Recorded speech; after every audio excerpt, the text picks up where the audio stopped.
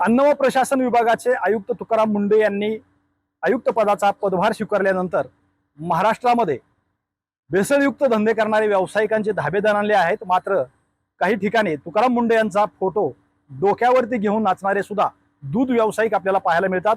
धाराशिव जिल्ह्यातील भूम तालुक्यातील पाटसांगवी या गावामध्ये मी आता आहे आणि या ठिकाणी तुकाराम मुंढे साहेब तुम आगे बढ़ो हम तुम्हारे साथ है अशा घोषणा इथल्या शेतकऱ्यांनी दिलेत।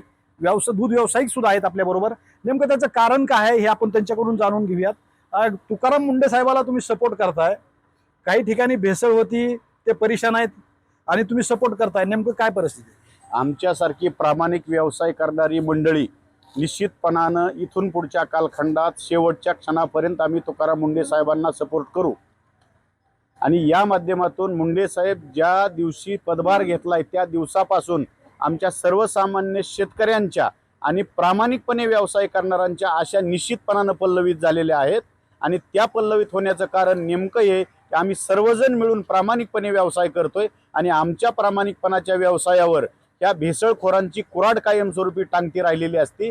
शासनाचा वचक राहिलेला नव्हता, परंतु माननीय साहेबांच्या माध्यमातून या भेसळखोरांवर जो वचक निर्माण झालाय त्या वचकच्या माध्यमातून निश्चितपणानं साहेबांच्या माध्यमातून भेसळखोरावर इथून पुढच्या कालखंडात जर निरंतरपणे कारवाया होत राहिल्या तर प्रामाणिकपणे व्यवसाय करणाऱ्याला खरंच चांगले दिवस येतील की अशा सर्व शेतकऱ्यांच्या मनात आणि आमच्यासारख्या व्यावसायिकांच्या मनात आशा पल्लवित झालेल्या आहेत। तुम्ही एक दूध संकलन केंद्र चालवताय, किती दूध संकलन होतं तुमच्याकडे? माझ्याकडे सर्व शेतकऱ्यांचं मिळून 7 गावातून 8.5 ते 9 हजार लिटर प्रतिदिनी संकलन केलं जातं आणि तालुक्यामधून आपल्या 2 लाख दूध संकलन होतं।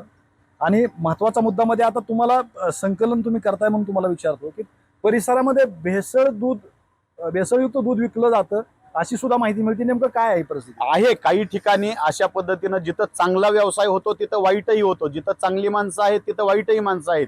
या उक्तीप्रमाणे तालुक्यातही काही ठिकाणी पावडरची भेसळ, इतर पदार्थाची भेसळ करणारे पण खूप महाभाग आहेत। त्या डेअरी चालक असतील किंवा शेतकरी पण असतील, पण निश्चितपणानं आपल्या माध्यमातून मी त्यांनाही अपील करू इच्छितो की येणाऱ्या कालखंडात तरी किमान मुंढे साहेबांसारखा तगडा अधिकारी आलेला आहे, त्या माध्यमातून आपण ह्या गोष्टीला कधीही हात लावण्याचा प्रयत्न करू नका अशी प्रामाणिक तळमळ व्यक्त करतो। बाकी शेतकरी सुद्धा आपल्या बरोबर आहेत। तुमचं किती दूध आहे? तुम्ही दूध घालता ना दररोज? हा, माझं 140 ते 150 लिटर दूध आहे दररोज प्रतिदिन। बर हा, तर मुंडे साहेब आल्यापासून, अन्न भेसळ खातं त्यांच्याकडे आल्यापासून आमच्यासारख्या शेतकऱ्यांना, सर्वसामान्य शेतकऱ्यांना आशा आहे की भेसळ सगळी थांबली पाहिजे भेसळ। बर हा, भेसळ जर थांबली तर आज 38-40 रुपयाची भाव आहे, ते आम्हाला अशी अपेक्षा आहे। भेसळ सगळी जर थांबली तर 50, 60, 70 रुपये भाव होईल अशी आमची सर्व शेतकऱ्याची आशा। चांगला भाव मिळेल भेसळ थांबल्यानंतर? चांगला भाव मिळेल।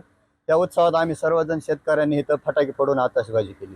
काय म्हणणं आहे तुमचं? भेसळ थांबल्यावर शेतकऱ्याला भाव मिळेल? 100%। आज जो दूध उत्पादन होतंय, आपण प्रशासनातल्या बसलेल्या अधिकाऱ्यांना सुद्धा हे माहिती आहे की आज जे शेतकऱ्याकडलं दूध उत्पादन होतंय त्या उत्पादनापेक्षा कितीतरी पटीनं जास्तीचं विक्रीचं आकडा आहे। मग हे दूध आलं कुठून? तर हे भेसळखोरांचं दूध आहे आणि हे कुणाच्याही आरोग्यास घातक आहे। शहरी भागातली लोक असू द्यात किंवा ग्रामीण भागातली लोक असू द्यात, हे जे भेसळ केलेलं दूध आहे ते प्रत्येकाच्या आरोग्यास घातक आहे, ते विष आहे। त्याच्यात दुधाचा 1% अंश नाही आणि त्याच्यापासून बनवलेले पदार्थ सुद्धा घातक आहेत। आता तुम्ही प्रत्येक देवस्थानला जावा, माझा एक सर्वसामान्य शेतकरी म्हणून असा दावा आहे, प्रत्येक देवस्थानवर जो कलाकंद नावाचा प्रकार विकला जातोय त्याच्यात दूध 1% सुद्धा घटक नाही आणि ते माणसाच्या आरोग्याशी खेळलं जातंय, भक्तांच्या आरोग्याशी खेळलं जातंय, देवाच्या दारात ते खेळलं जातंय, आरोग्याशी खेळलं जातंय। आणि त्याच्यामुळे दूध धंद्यावर असा विपरीत परिणाम झालाय। पेढा विकला जाय नाही, जो खऱ्या दुधाचा पेढा तयार होतोय तो पेढा विकला जाय नाही आणि त्या पेढ्या नाही विकला की दुधाचं मार्केट आपोआप खाली येतंय। आणि नक्कीच पेढ्याचं मार्केट जर वाढलं, पेढ्याचे जर भाव वाढले तर दुधाला ऑटोमॅटिक भाव वाढतील। आमची आज इथं तुकाराम मुंढे साहेबांच्या समर्थनार्थ जल्लोषात ही सगळी घोषणाबाजी करण्याचा उद्देशच एक आहे। आमचा संदेश तुमच्या सगळ्या मीडियाच्या माध्यमातून शासनापर्यंत जावा, शासनात बसलेल्या पदाधिकारी, मुख्यमंत्री, दोन्ही उपमुख्यमंत्री आणि अधिकारी जे आहेत त्यांच्यापर्यंत असा मेसेज जावा अशी आमची एक विनंती आहे की मुंढे साहेबांच्या वारंवार बदल्या होतात, ती बदली ह्या अन्न औषध प्रशासनातून या भेसळखोरांच्या दबावापोटी शासनानं त्यांची बदली करू नये आम्ही जेवढ्या आनंदात उत्साहात मुंडे साहेबांचा इथं जल्लोष साजरा केला, त्यांच्या समर्थनार्थ जमलो, तेवढ्याच ताकदीनं त्याच्यापेक्षा कितीतरी पटीनं ताकद लावून आम्ही जर मुंडे साहेबांची बदली केली तुम्ही प्रशासनातली, तर आम्ही त्यांच्यासाठी त्यांच्या समर्थनार्थ रस्त्यावर उतरू. अशा पद्धतीनं तुकाराम मुंडे यांचं स्वागत या भूम तालुक्यामध्ये होतंय. दूध व्यावसायिक आहेत सगळे आणि त्यांचं एकच म्हणणं आहे की दुधामध्ये भेसळ करून लोकांच्या आरोग्याशी खेळणं बंद झालं पाहिजे. श्रीराम क्षीरसागर, TV9 मराठी, धाराशिव, भूम.